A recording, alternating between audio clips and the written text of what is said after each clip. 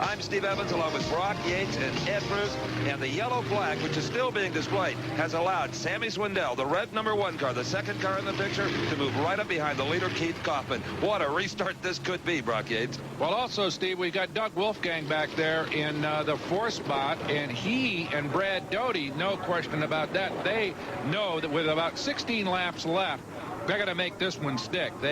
Doty, of course, fell off the pole on the initial start of the race. That hurt him badly. He doesn't want that to happen again. So there's going to be a bunch of jockeying for position as these guys come around turn 3. Kaufman on the hammer. He knows the green is out. We've got a restart. And the real war is going to come in turn #1. Swindell will try to get under Kaufman there, but Kaufman got a beautiful start. Swindell is not going to have a chance on this lap. Absolutely right, and already they've broken loose a little bit from the rest of the field. There goes Randy Wolf being challenged by Doug Wolfgang in the blue and white number 29. Here comes Kaufman. Swindell right on his rear bumper into turn 3. Here comes Wolf. Wolfgang. There's Brad Doty, and behind him, kind of trailing in 6th place, is Jeff Swindell, Sammy's brother. Well, here again, come the leaders into turn #1. Swindell has now narrowed it up. Swindell going in very low, very tight against the wall. Well, Kaufman doing a good job, too. He deserved all kinds of credit. He came off turn 2 a little bit quicker than Sammy and opened up about a 3-car length lead down into turn 3. That seems to be the place where Kaufman's car works best. Sammy works best into turn 1. Absolutely right. Between turn 4 and turn 1 is where Swindell appears to have maybe a little bit of an advantage. But look at Kaufman, how well he is holding off that 2-time world champion. He tagged the rail. Swindell got in so low that he tagged the rail. What a drive, and that slowed him up a little bit. Kaufman pulls out about a 10-car length lead down the back straightaway. That was a costly error on Sammy's part, just driving that car as hard as he can. And as we said earlier, these are very twitchy, short wheelbase race cars, overpowered and unstable at best. And here is the race for the 3rd spot. Randy Wolf, the blue and yellow 5W, just ahead of the Wolf. Doug Wolfgang in the blue and white number 29 car. Well, Wolfgang, as you saw, took an outside line down the front straight, tried to get wide into that corner, couldn't make it stick, slowed up a little bit, scrubbed off some speed, and Randy Wolf in the 5-car pulls out a little bit. So he's got a little bit of a cushion in that 3rd place spot. Right behind him, though, Doug Wolfgang applying the pressure.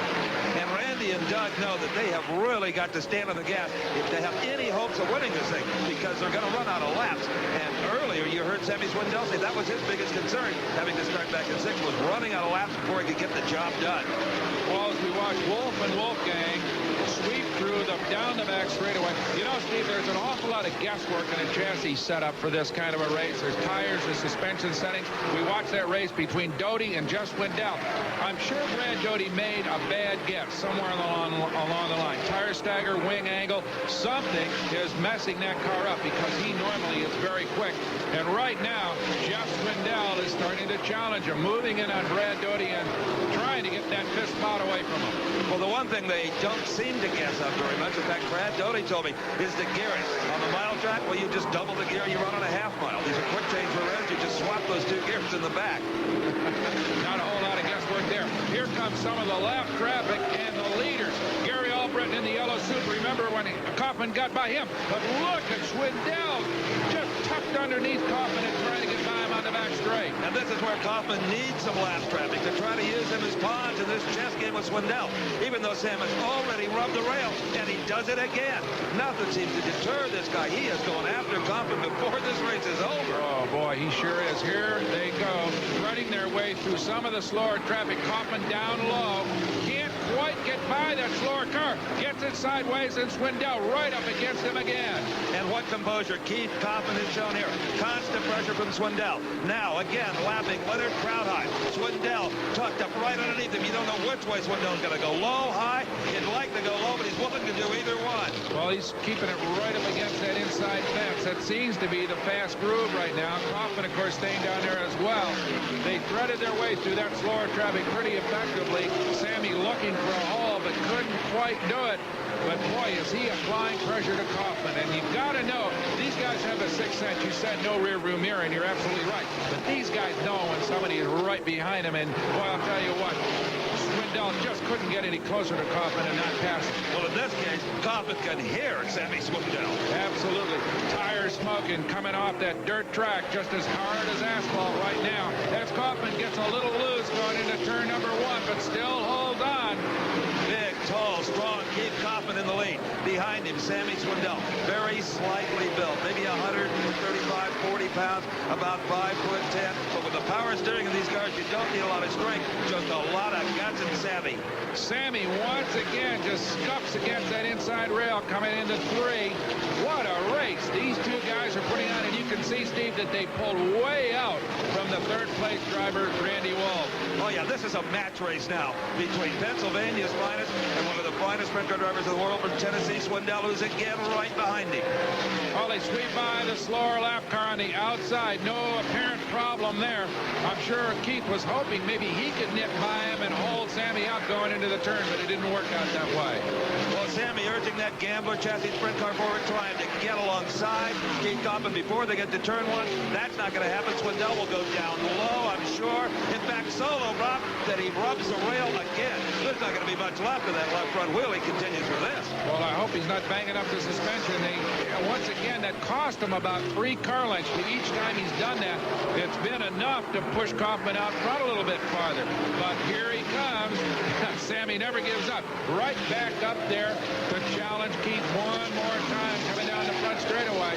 This is where the favorite passing area is on this racetrack, but Keith Kaufman doing a masterful job of just using all that racetrack, just enough to hold Sammy up. It's possible, Steve, that Sammy is a little bit quicker than Keith, but the way Keith is driving this racetrack, he's just holding him up enough so he doesn't have the momentum. Look at Kaufman, got wide in turn 3, and Swindell goes through to lead it. You know, Swindell was watching that car. They were about to lap the 28 car, and he set him up perfectly. When Kaufman moved out to go around that car, Swindell went underneath.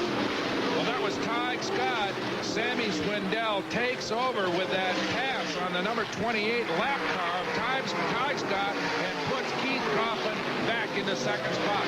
Just a little bobble on the part of Kaufman. A beautifully driven race by him so far, and just that one little error cost him perhaps the event. Right now, though, his job is to get back up behind Swindell, and he's still got some lap cars between him. So Sammy on the final lap here has moved out to a big, big lead. Well, Keith Kaufman right now, considering the lap cars between the two of them, has very little chance of winning this unless something happens to Swindell. And the punishment that Swindell has inflicted on that race car, anything could happen. Well, right now, though, it's Keith Kaufman still trying to make that distance up. Going through turn 3, he's still behind Ty Scott. Here comes Sammy to win it down the front straightaway. The checker's out. What a race. Sammy Swindell wins the Syracuse Ground Round Super Nationals in the car owned by drag racer Raymond Beadle out of Dallas, Texas. The big number 1 in the wing, a very appropriate mark for Sammy Swindell. And Keith Kaufman, a terrific race. Just one little bobble cost him victory. We'll be back to talk to Sammy and Keith Kaufman following this.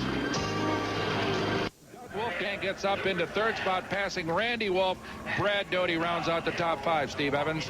Well, Swindell did it all this weekend here at Syracuse, Brock. He won the race for the second year in a row, earned over $20,000, set a world record without even trying to do it, and now the fans have a chance to come down and take a good close look at the winning sprint car. And here was the winning pass. The car in the middle was the leader at the time, Keith Kaufman, number 77. He's closing very rapidly on number 28, Ty Scott. He's got to put a lap on Scott, but Scott is right down on the groove. Now, Kaufman elected to go high, and that was the fatal mistake.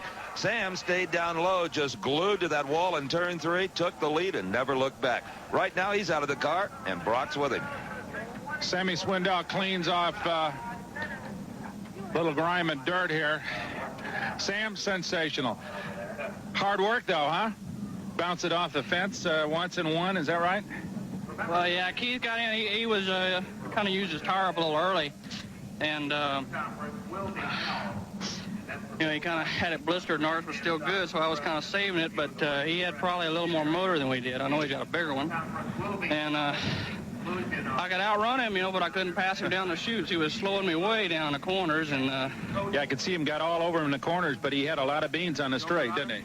Yeah, he had his car set up to run a little less wing, so he could come off, but our car was really working better, and we didn't use the tires up. Did you think he could get him? It's a hard racetrack to pass on, and that car gets wide. Yeah, well, he was running right in the middle where you couldn't really get by. The only chance I had was in the lap cars, like up there. He, I guess, just lost concentration a little bit. I got to pushing him a bit down the back chute and just to let him know I was there. And he got in a little wide into 3, and that's all we needed. I was, just right under him every time, just waiting for him to slip. But, he was making sure he kept the door closed with the guardrail on the inside. There's nothing you can do. You can't put half a car in a half a space. Super effort, Sammy. Congratulations. As usual, great job. Thanks. Okay, let's go to Steve with the second place finisher, Keith Kaufman. Keith, I know you hated to settle for second spot, but nobody drove a better automobile race than you did out there. Well, lap traffic's a factor here. It might have helped me some of the race, but it cost me the race the last 2 laps. A sensational start. You were on the inside and passed on the outside of the first lap. Well, I told you it was going to be a mad scramble for the turn. Whoever got in the turn was going to lead it. You had to get to the corner first. When Swindell made that move, he suddenly opened up a number of car lanes on you. Well, he snuck by them guys, and I got pinched in behind him and never got by him. But still, a tremendous race, and congratulations on a wonderful effort. Thank you. Okay, let's go to Brock with third place. Steve, I'm with Doug Wolfgang, who, as usual, put up a valiant effort, but it looked as if this was just a question of raw horsepower as far as Sammy and Keith were concerned. They had a bunch of power on the straights, Doug, and it just didn't look like you were able to run with them.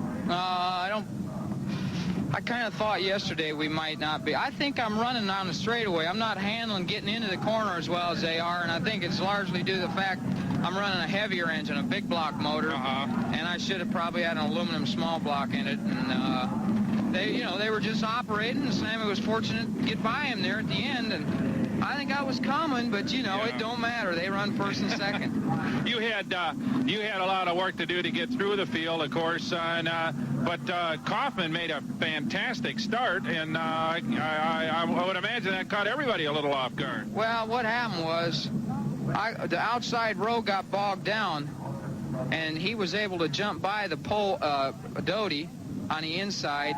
And then Sammy, I got bogged down, didn't know which way to go. When I moved out, I got in the dust with my right rear, and Sammy got underneath me and run third then. So I was just screwed on the start. I didn't do it right. Well, 35 laps on a mile track, it's long, but it wasn't long enough, was it? No, I needed 150 today. We're sorry, Doug. Good job anyway, as Thanks. usual. Well, the longest sprint car race of them all is history for this season. Doug Wolfgang ended up third, but the race that had everybody on their feet was that duel for the lead between Keith Kaufman and Sammy Swindell. Swindell won it. Brad Doty salvaged the 5th spot, even though he started up front. And here's how the second 5 looked at the conclusion of this race. For Brock Yates and Ed Bruce, I'm Steve Evans saying so long from the New York State Fairgrounds in Syracuse. The executive producer for American Sports Cavalcade is Harvey M. Palick.